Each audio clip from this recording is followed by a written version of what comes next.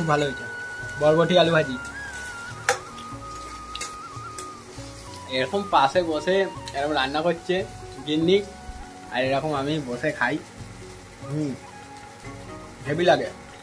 রান্না যেখানে হয় সেখানে বসে থাকতে হয়, গরম গরম খাবার পাওয়া যায়, আর এই খাবারের টেস্ট আলাদা গরম খাবারে।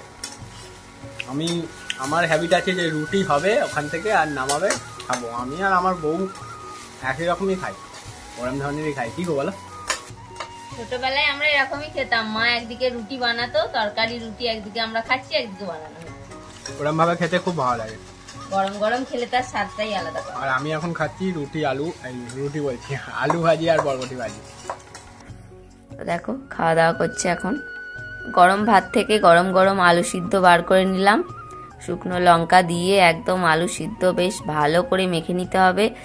তা একদম খাওয়া দাওয়ার মজাই আলাদা এভাবে। তো গরম গরম ভাত এরমভাবে খেতে দারুণ লাগে। তোমাদের কার কার ভালো লাগে কমেন্ট করে কিন্তু আমাদের জানাবে। দেখো এই আলু ভাতেটা দেখলেই লোভ লেগে যাবে, দেখেই খেতে ইচ্ছা করবে। গরম গরম ভাত সাথে বরবটি আলু ভাজা আর আলুর ভর্তা। তো এই হচ্ছে আজকে আমাদের সকালের টিফিন। আমরা দুজন মিলে এটা দিয়েই আজকে ভাত খেয়ে নিলাম।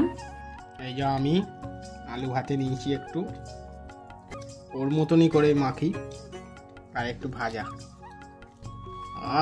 ভাতটা পুরো আগুন, দেখো।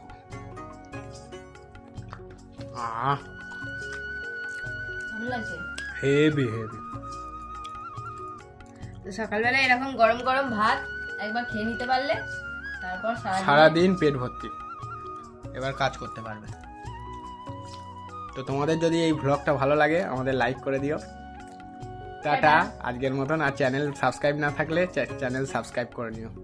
টাটা, তোমরা ভালো থাকবে সবাই।